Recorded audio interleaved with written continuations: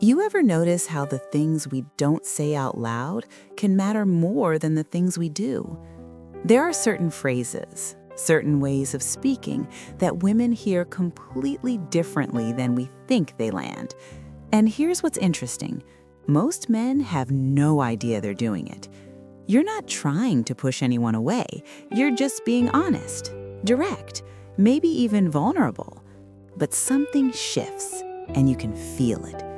The truth is, it's not about what you said. It's about what she heard underneath it. And once you understand that gap, everything starts to make more sense. I'm going to walk you through 4 specific phrases that tend to create distance without you meaning to. Not because they're wrong, but because they signal something deeper than the words themselves. By the end of this, you'll know what to listen for in yourself. You'll understand why certain conversations go cold, and you'll have a clearer sense of how to communicate in a way that actually connects. If this resonates so far, just comment yes. If it doesn't, comment no. I read every comment. I'm genuinely curious where you're at with this. And if you find value in what we talk about here, consider subscribing. This channel exists to help men navigate relationships with more clarity and less confusion. No hype, just honest conversation. Hit the bell if you want more like this. All right, let's get into it. The first phrase women often pull back from is this: "I'm just being honest." Now, on the surface, that sounds reasonable. Honesty's good, right? Of course it is. But here's what happens. When you say, "I'm just being honest," after saying something critical or blunt, it doesn't land as transparency. It lands as a shield. It signals that you're prioritizing your need to speak over her need to feel safe in the conversation. And according to research from the Gottman Institute, one of the most respected names in relationship science, the way criticism is delivered matters far more than the content of it. Women aren't afraid of truth. They're afraid of truth delivered without care. Let me give you a real example. You're talking about her job. She mentioned she's thinking about a career shift. You say, "I don't think that's realistic. I'm just being honest." What you meant, "I care about you and don't want you to fail." What she heard, "You don't believe in me and you're using honesty as an excuse not to support me." See the gap? This happens more than you think, especially with men who value directness. You're not wrong for being straightforward, but the phrase itself has become a red flag. It tells her that whatever comes next, you're not planning to soften it. And softening doesn't mean lying. It just means delivering truth in a way that doesn't feel like an attack. If you've ever said this and felt the temperature drop in the room, you're not alone. It's one of the most common communication gaps men face. The second phrase that creates distance is a little more subtle. "You're too sensitive," or any version of that. "You're overreacting. It's not that deep. You're making this a bigger deal than it is." Here's why this one stings. When you tell a woman she's too sensitive, you're not just disagreeing with her feelings, you're dismissing the fact that she's having them at all. And research published by the American Psychological Association shows that emotional invalidation is one of the strongest predictors of relational disconnection. It doesn't build trust, it builds walls. Let me paint a picture. You make a joke. She doesn't laugh. In fact, she seems hurt. You didn't mean anything by it, so you say, "Come on, you're being too sensitive. It was just a joke." What you meant, "I didn't intend to hurt you. Let's move past this."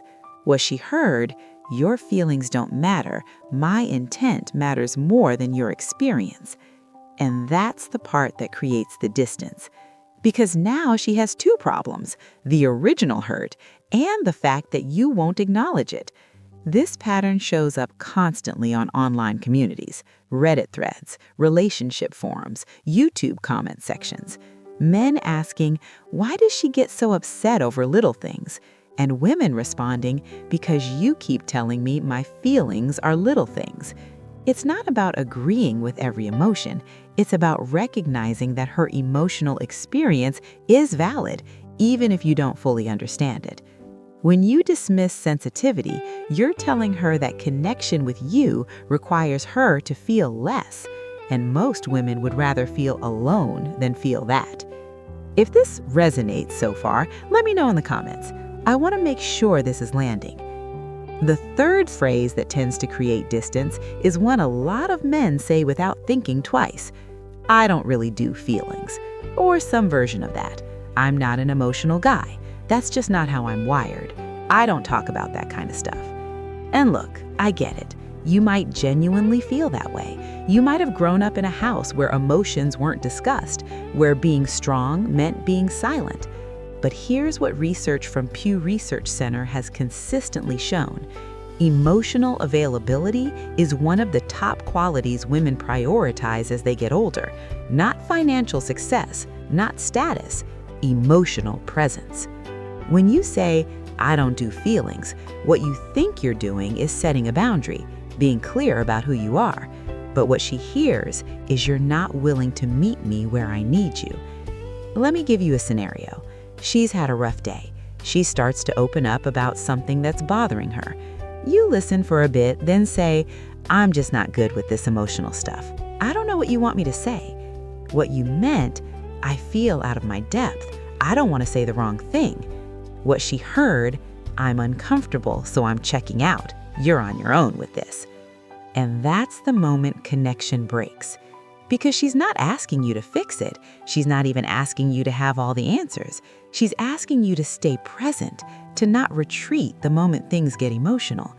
And when you say, I don't do feelings, you're essentially saying, I won't try. Now, this doesn't mean you have to become someone you're not. It does mean recognizing that emotional connection is part of intimacy, not optional, not extra, core. According to data pulled from dating platforms and relationship surveys, one of the most common reasons women end relationships with older men is emotional unavailability. Not anger, not conflict, just absence. The feeling that they're talking to someone who's only half there. If that resonates, it's not a character flaw, it's just a pattern you might not have noticed yet. And the fourth phrase, the one that often does the most damage without anyone realizing it, is this: my ex used to. Or any comparison to a past relationship. My ex never had a problem with that. My last girlfriend didn't care when I did that too. Here's why this one lands so hard. When you bring up your ex in the middle of a disagreement or a vulnerable moment, you're not just making a comparison, you're introducing a third person into the relationship. And suddenly, she's not just dealing with you, she's dealing with the ghost of someone she's never met. Research from relationship therapists, including work cited by Psychology Today, shows that comparisons to past partners create what's called relational insecurity. It makes her feel like she's auditioning, like she's being measured against someone else's standard. Let me show you how this plays out. You're talking about how much time you spend together. She says she'd like to see you more during the week. You respond, my ex was fine with us only seeing each other on weekends. What you meant, I'm trying to show you that my routine has worked before. This isn't personal. What she heard, I'm comparing you to someone I used to sleep with, and right now, you're losing. See how fast that shifts the energy? Now she's not thinking about connection, she's thinking about competition. And here's the thing, this happens even in casual conversation, even when you're trying to be lighthearted. My ex used to love this restaurant.